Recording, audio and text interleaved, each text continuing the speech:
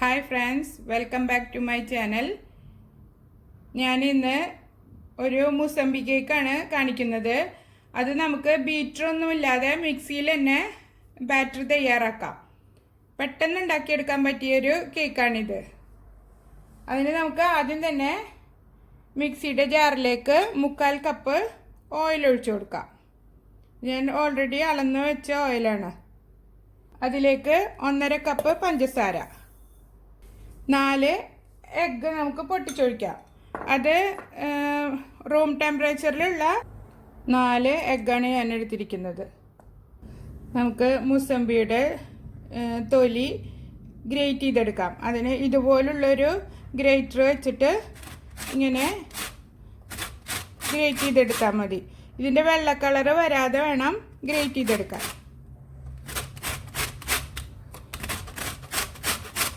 2 ടീസ്പൂണോളം മുസംബിയുടെ തോല് നമുക്ക് ആവശ്യമുണ്ട്. 2 ടീസ്പൂൺ ഓറഞ്ചിൻ്റെ തൊലി ഞാൻ ചേർത്ത് കൊടുത്തിട്ടുണ്ട്. ഇത് നമുക്ക് നന്നായി ബ്ലെൻഡ് ചെയ്തെടുക്കാം. മുട്ടയും പഞ്ചസാരയും എല്ലാം നന്നായി അടിച്ച് പതപ്പിച്ചെടുത്തിട്ടുണ്ട്. ഇനി ഇത് മാറ്റി വയ്ക്കാം. ഒരു വലിയ ബൗളിലേക്ക് മൈദപ്പൊടിയും ബേക്കിംഗ് പൗഡറും കൂടെ മിക്സ് ചെയ്തിട്ട് അരച്ചെടുക്കാം. 1.5 ടീസ്പൂൺ ബേക്കിംഗ് പൗഡർ ഇട്ട് കൊടുക്കാം. ഇത് ഞാൻ 1/2 ടീസ്പൂണിൻ്റെ അളവിലാണ് കാണിക്കുന്നത്. അതുകൊണ്ട് ആണ് 3 പ്രാവശ്യം ഇടുന്നത്.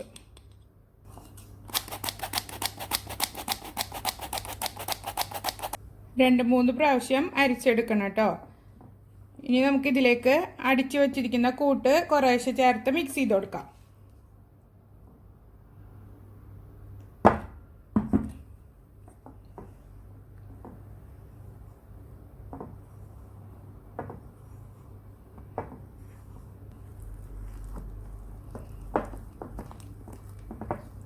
നന്നായി കട്ടയൊന്നുമില്ലാതെ മിക്സ് ചെയ്തെടുക്കുക.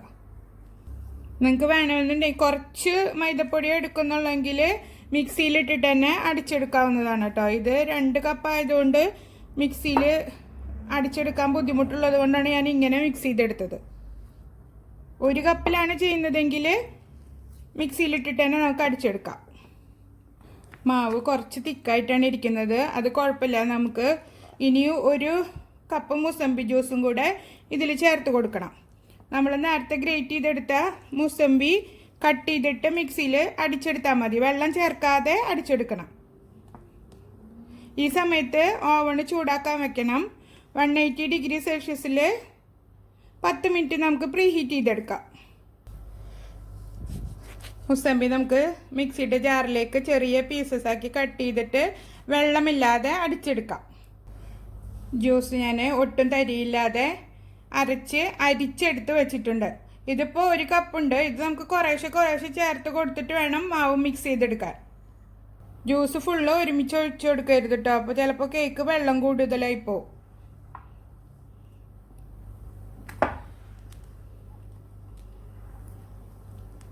കുറേശ്ശെ ഫോൾഡ് ചെയ്തെടുക്കാം.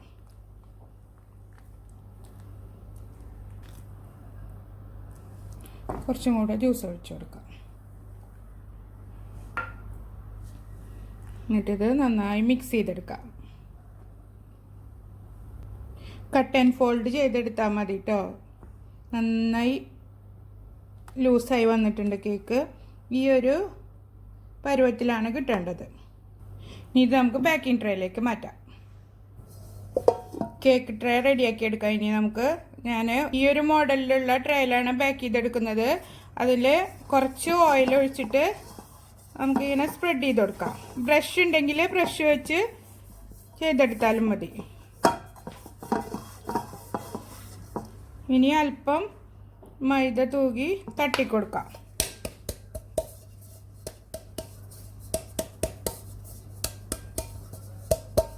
കൂടുതൽ മൈദ ഉണ്ടെങ്കിൽ അത് തട്ടിക്കളഞ്ഞാൽ മതി കേട്ടോ. ഇനി അതിലേക്ക് നമുക്ക് കേക്കിൻ്റെ മിശ്രിതം ഒഴിച്ചു കൊടുക്കാം. ബാറ്റർ ഞാൻ 3/4 ഭാഗം ഒഴിച്ചു കൊടുത്തിട്ടുണ്ട്. ഇനി ഇതൊന്ന് ടാപ്പ് ചെയ്തെടുക്കാം.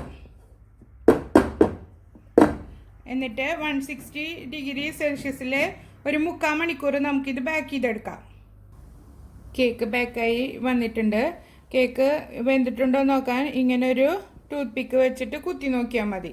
കണ്ടോ, ഇപ്പോൾ ഒട്ടും ഇതിൽ പിടിക്കുകയോ ഒന്നും ചെയ്തിട്ടില്ല. കേക്ക് നന്നായി വെന്ത് വന്നിട്ടുണ്ട്. ഇതിനി നമുക്ക് തണുത്തതിന് ശേഷം ഡിമോൾഡ് ചെയ്തെടുക്കാം. കേക്ക് ഞാൻ ഡിമോൾഡ് ചെയ്തെടുത്തിട്ടുണ്ട്. നന്നായി വന്നിട്ടുണ്ട്. ഒട്ടും അടുക്കി പിടിക്കുകയോ ഒന്നും ചെയ്തിട്ടില്ല. ഞാനിനി ഇത് കട്ട് ചെയ്ത് കാണിക്കാം.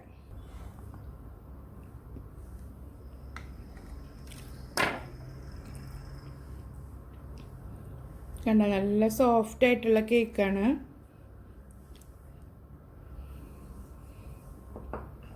നിങ്ങൾക്ക് ഐസിങ് ചെയ്തെടുക്കണമെന്നുണ്ടെങ്കിൽ അങ്ങനെ ചെയ്തെടുക്കാം കേട്ടോ. ഇതിപ്പോൾ ഞാനിതിൽ ഐസിങ് ചെയ്ത് കാണിക്കുന്നില്ല.